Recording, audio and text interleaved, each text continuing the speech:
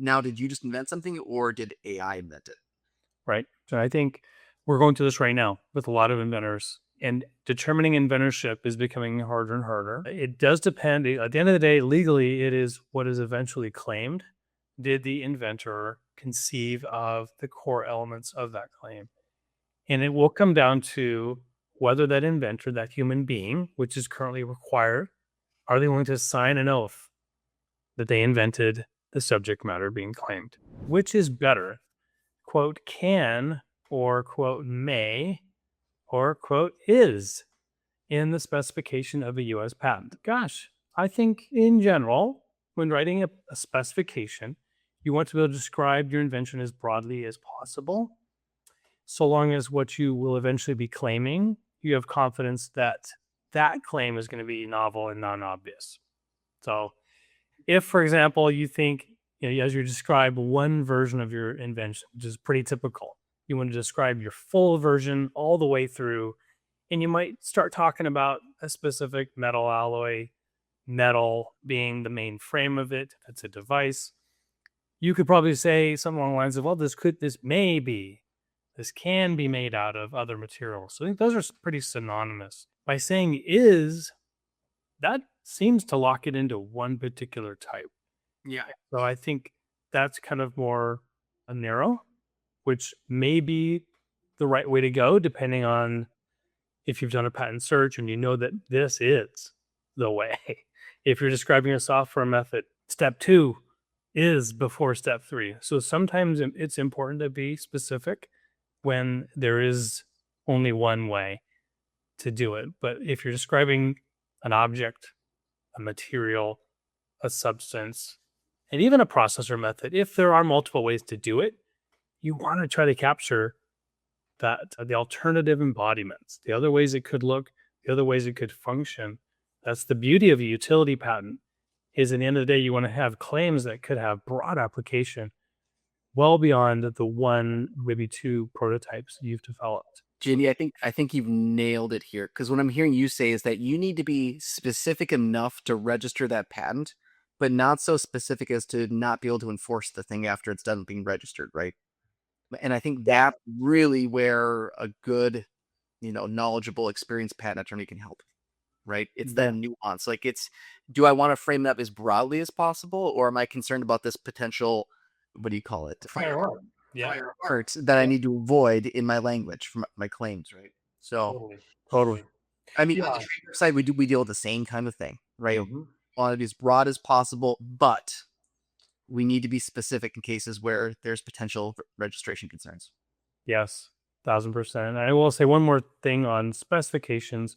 That is the description of the invention. You kind of get free rein. You can really go crazy and write a lot. The claim language, every single word matters. And I thought that's what they were going to be asking about, is the claim language. So no, claims are separate from the spec, which is the description. And the spec must support the claims. I'm trying to come up with a brand name in class 20 furniture. For example, the words noble and noble are both already registered. If I had an arbitrary word like realm, would such a name as noble and noble work? Could you do that just by adding extra words in the middle, or is that going to get rejected? It'll get rejected. No, why? Yeah, so likely to confusion. So I'm looking at the trademark in its totality. Furniture is a very specific category at the USPTO. So you're not going to get around this. And, just by putting like the word realm next to noble, you're not necessarily getting away from that prior registration for noble. So the first word in any trademark is really of the utmost importance from a registration perspective. So unless that first word is realm, you're probably going to catch an office action. That being said, I think there's a lot of clients get hung up on not being able to register this one brand they had in mind. But, there are so many great brands out there for clients, but it does require them to get a little creative and, put some work into the branding process. And we're happy to help with that whenever. Okay, perfect. So get hold of Matt if you got questions on how to get through, avoid that confusion, which is... Yep. So if you're aware of this company already and you found them very easily, they'll find you very easily too. So don't go to market with that brand. Talk to the trademark attorney first. I've developed a new design which most likely meets the requirements for a patent. How do you know? Being novel and inventive, and novelty and inventiveness.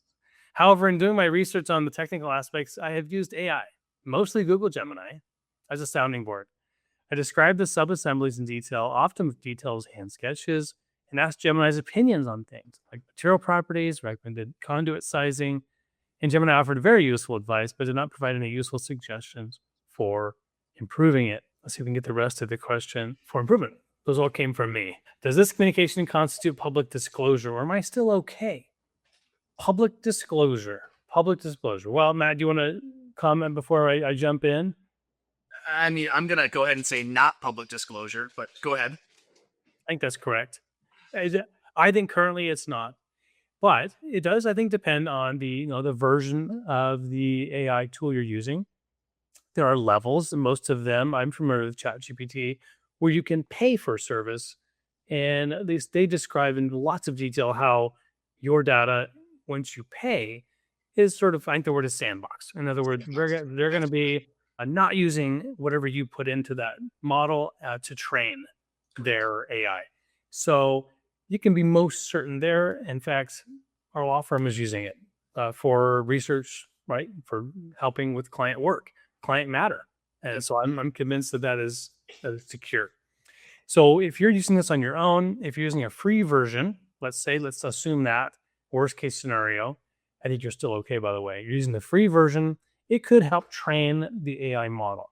There's probably some metadata out there, but nothing that would constitute proper disclosure, right? Yeah, a true. So the current standard with the patent office is would a person of ordinary skill in the art of your invention, would they be able to find that published that document, that information?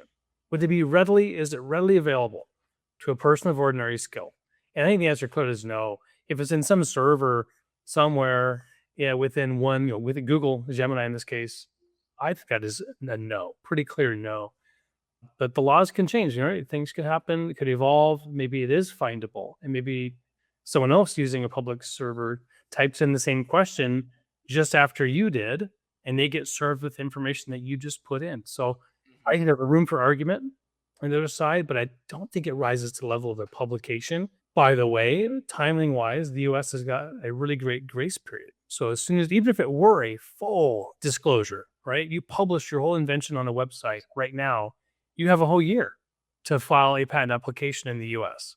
You don't, that would be hopefully enough time for you to gather information, hire an attorney, and get it filed properly. So now, JD, the second part of the question that isn't asked is that, let's say that Gemini makes some material contribution to the invention, right? It says, I've looked at your drawings, and I've decided that I can improve them by using an I-beam with magnesium alloy or whatever, right? It comes up with something that fundamentally makes the product work. Yep. Now, did you just invent something, or did AI invent it? Right. That's the trillion-dollar question. I think we're going through this right now with a lot of inventors, and determining inventorship is becoming harder and harder. It does depend. At the end of the day, legally, it is what is eventually claimed. Did the inventor conceive of the core elements of that claim? And it will come down to whether that inventor, that human being, which is currently required, are they willing to sign an oath that they invented the subject matter being claimed? We can't do it for them. Right. We can advise them currently that a non-human is ineligible to be named as a co-inventor. So you've used resources and tools, and you have queried the right query. Yeah. Therefore, you have found the hole, and perhaps that could arguably be a discovery, an invention. But I think a lot of that is yet to be litigated. This will be litigated at some point. Somebody will have $1 billion invention where it's worth the attorney's time and money to dig through their computer to look through ChatGPT conversations about inventionship. 100%. I'm excited. I'm excited for that. We'll get there, and we'll be there. Yeah, make some rulings about some standard for how much AI can assist you. It's a magic language that we all have to be aware of.